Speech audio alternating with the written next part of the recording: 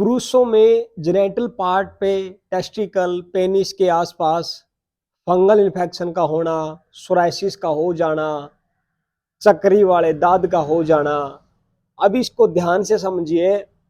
जब हम मार्केट में निकलते हैं या XYZ जब जब भी घर से निकलते हैं तो जाहिर सी बात है कि 5, 10, 20 लोगों से जो है हाथ मिलाने पड़ते हैं या मिलते ही हैं, या हाथ किसी से टच भी नहीं होते तो जो सार्वजनिक जगह पे है उन पे भी हाथ टच होते हैं, किसी के दरवाजे पे, किसी की चौखट पे, किसी की चेयर पे, तो किसी की टेबल के ऊपर।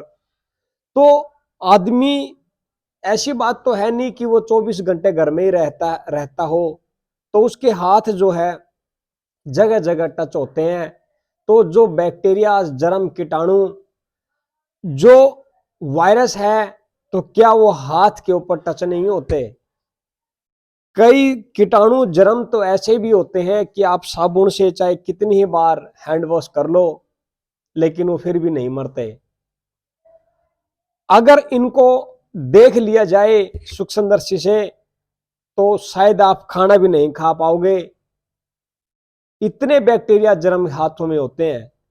अब मेन टॉपिक यही है कि आदमी की वजह से महिलाओं को, उनकी पत्नियां जो है उनको भी कई दफा ऐसी ऐसी क्रोनिक डिजीज लग जाती है, आखिर में उनको ऑपरेट ही करवाना पड़ता है। आइए जानते हैं इस वीडियो में। अभी हाथों में कीटाणु, बैक्टीरिया, जर्म है, मान लीजिए हाथ सैनिटाइज नहीं किए है, मान लो, तो जब इंसान वॉशरूम के लिए जाता है, पेशाब करता है, तो स्किन के ऊपर हाथ टच होता है, पेनिस के ऊपर हाथ टच होता है, जेनिटल पार्ट पे हाथ टच होते ही होते हैं। और वही इंसान जब शाम को घर आता है, पहली बात तो है घर आए, काम जो भी XYZ जो भी काम धंधा जो उसका है, उससे वो फ्री हो करके जब घर की तरफ आता है तो सबसे पहले वो नहाने का काम करे, सबसे पहले वो नहाए धोए, अपने आप को वॉश करे और जेनिटल पार्ट को भी जो है वॉश करे। कई तो ऐसे भी देखने में मिले हैं, वो उनका इसके प्रति कोई ध्यान ही नहीं रहता। तो जो इंसान बिना नहाए धोए, और वो अगर शादीशुदा है और वो डायरेक्ट बिस्तरों पे जाता है, तो वो कीटाणु, बैक्टीरिया, जर्म एक दूसरे को भी टच होते हैं, एक दूसरे को भी लगते हैं। अभी देखिए, नर और मादा में इसका कोई भी, उसमें उसका इस बीमारी को रिसीव करने का, कंसीव करने का उसका कोई रोल नहीं है, बट उसमें सारा का सारा खोट जो है वो पुरुष का है, क्योंकि बीमारी को, कीटाणुओं को, बैक्टीरिया, जर्म को वो बाहर से लेकर के आया है। और बिना नहाए धोए अगर वो संबंध बनाता है तो वो यूट्रेस, ओवरी में वो इतना बैक्टीरिया, जर्म, कीटाणु, फिर आखिर में एक खामियाजा भुगतना पड़ता है। एक बीमारी का नाम है जिसका नाम है लुकोरिया। अभी लुकोरिया एक ऐसी डिजीज है, एक ऐसा इन्फेक्शन है, हो सकता है मे बी नीरा नीरी पुरुष का खोट ना हो, महिलाएं भी इस केस में इस तरह की बीमारियों में संलिप्त है, क्योंकि वो भी हाइजीन के प्रति इतनी जागरूक नहीं है कि अगर देखिए जिसको भी ईचिंग है, पेशाब में जलन है, या यूरिन इन्फेक्शन है, या वाहिड डिचार्ज है, या पीरियड से लेकर के कोई भी दिक्कत है, तो सबसे पहले उसका दायित्व यह बनता है कि वो हाइजीन का प्रॉपर ध्यान रखे, धोए हुए साफ सुथरे कपड़ों का वो इस्तेमाल करे, हर रोज नहाए और वॉश करे, गर्म पानी से, पानी में नमक डाल करके उससे वॉश करे, और दिन में कम से कम 1 या 2 बार जो है 1 गिलास पानी में नींबू, शहद डाल करके और उसमें नमक मिला करके वो पानी गुनगुना पिए, जिससे उसका धीरे धीरे इन्फेक्शन खत्म हो जाए बॉडी से, ये महिलाओं के लिए है। और पुरुषों के लिए जो उनको खामियाजा भुगतना पड़ रहा है, वो ना तो किसी को दिखा सकते, ना किसी को वो बता सकते। तो सबसे अच्छा यही है कि जितना हो सके हम अपने हाथों को स्किन से थोड़ा दूर रखें। अगर रात को हम बिना नहाए बिस्तरों पे जाते हैं तो उसका सबसे ज्यादा हमें ध्यान ये रखना है साफ सफाई का, क्योंकि जब वाइट डिस्चार्ज अगर होता है पुरुष की वजह से, तो वो वाइट डिस्चार्ज धीरे धीरे यूट्रेस का एस्ट्रोजन नाम का हार्मोन बिगाड़ देता है। और जब वाइट डिस्चार्ज कंटिन्यू, देखिए अगर कोई आपसे ये कहे कि हर रोज 1 ml या 0.5 ml हमें ब्लड देना है, तो हम हर रोज वो ब्लड डोनेट नहीं कर सकते, नहीं दे सकते।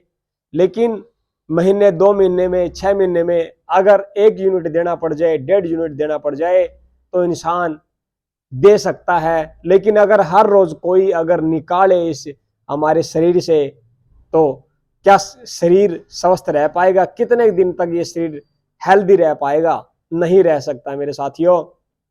वही हाल उन महिलाओं के साथ होता है, क्योंकि भोजन से हमने खाना खाया, लार, लार से धीरे धीरे खून, खून से मज्जा, मज्जा से फिर धीरे धीरे इसका हड्डी का और निर्माण होता है। और उस हड्डी की वो मेन, उस शरीर की वो मेन, वो ओज तेज, वो एक मेन ताकत इस शरीर की जो हड्डियों के अंदर होती है, यही पुरुषों के अंदर है। सेम इसी प्रोसीजर से, क्योंकि 700 कैलोरीज भोजन, 100 ग्राम चीनी, 100 ग्राम घी, 1 लीटर दूध और कुछ mineral, amino acid, natural pigments, 400 ग्राम दाल और हरी सब्जियां खाने के बावजूद 5 ml जो है ना साथियों, इसका निर्माण होता है और ये बनता है। लेकिन अगर अगर यही ताकत बॉडी की और यही ओज तेज, ये बॉडी की धातु ये धीरे धीरे निकलती रहे, तो आपको क्या लगेगा, क्या मानोगे कि बॉडी की कैल्शियम, पोटेशियम, फास्फोरस और हड्डियां मजबूत रहेगी? नहीं। ये सारी चीजें जब निकलना स्टार्ट हो जाती है वाइट डिस्चार्ज के द्वारा, सफेद पानी के द्वारा, लुकोरिया के द्वारा, तो हड्डियां भंगूर होना स्टार्ट हो जाती है। और कैल्शियम की जो डेफिशिएंसी होती है, और फिर जब उसके शरीर में, सारे शरीर में जब डल पेन, नमनेस, सारे शरीर में दर्द होना शुरू हो जाता है, क्योंकि जब धातु निकल जाती है ना साथियों, और धातु जब निकलती है तो सबसे पहले लंग्स और लार्ज इंटेस्टाइन के ऊपर असर डालती है। और लार्ज इंटेस्टाइन के अंदर फिर धीरे धीरे, क्योंकि धातु तो खत्म हो ली, कैल्शियम खत्म हो लिया, तो आयरन भी खत्म हो लिया। और जिसका आयरन खत्म हो गया ना, उसको उसको जो है कॉन्स्टिपेशन स्टार्ट हो जाता है।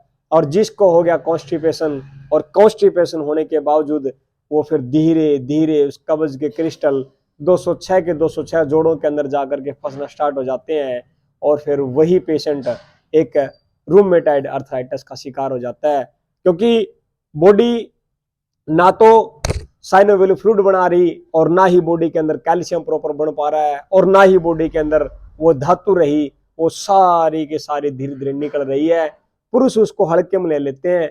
लेकिन उन बहनों से, उन माताओं से और उन महिलाओं से मैं रिक्वेस्ट करता हूं, अगर ये दिक्कत अगर आप लोगों को है तो उसको हल्के में ना ले, क्योंकि एक दिन इसका रिजल्ट देखने में आता है कि जिसको वाइट डिस्चार्ज है उसको उसको टाइफाइड बी पॉजिटिव मिलता है। और जिसका टाइफाइड मतलब लिकाड़ा देसी भाषा में विडाल कहते हैं, अगर ये जिसको है तो उसकी पूरी बॉडी के अंदर जो है ना पेन रहता है, पूरी बॉडी के अंदर फीवर रहता है, धीरे धीरे धीरे धीरे वही फीवर फिरना सिर में दर्द कर देता है। कईयों को तो काफ मसल्स में, पैरों के अंदर पेन कंटिन्यू बना रहता है। तो जितना हो सके तो इस चीज को जो है हल्के में ना लेकर के, इसको कॉन्शियसली, इसको सब कॉन्शियस माइंड से विचार करें, और इसका जितना से ज्यादा हो सके इस धातु को, इस ओज तेज को अपना बनाए रखें। और आदमी इसके अंदर सबसे ज्यादा जो है अहम भूमिका निभाएं, क्योंकि आदमी इसको हल्के में, पुरुष इसको हल्के में लिए होते हैं। मेरा मानना यह है कि उन्हीं की बदौलत भी कई दफा ये दिक्कतें देखने में मिली हैं, लेकिन वो इस चीज के प्रति इतने जागरूक नहीं है। तो जिसको भी हो जाए वाइड डिस्चार्ज और जिसको इचिंग हो जाए, वो नमक के पानी से एक बार वॉश करके जरूर देखें, तुरंत रिजल्ट देखने में आता है, तुरंत रिजल्ट मिलता है।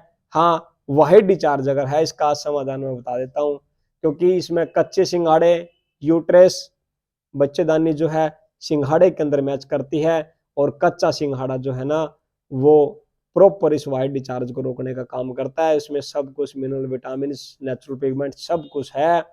दूसरा, नारियल की गिरी भी ले सकते हैं, इसमें हर मच का भी इस्तेमाल कर सकते हैं, थोड़ी सी मुल्तानी मिट्टी भी इसमें शामिल करके, ऐड करके, इन सभी का कॉम्बिनेशन मिला करके सुबह दही के साथ अगर खाली पेट ले लिया जाए तो वाइड डिस्चार्ज धीरे धीरे, सफेद पानी धीरे धीरे ठीक हो जाता है। बट ये ध्यान ये रहे कि जिस भी बहन को, महिला को, और जिसको भी ये दिक्कत है ना, जिस भी बेटी को ये दिक्कत है, उसको टाइफाइड एक बार चेक करवा लेना चाहिए, क्योंकि जब तक टाइफाइड पॉजिटिव रहेगा तब तक जो है आप इससे निजात नहीं पा सकते।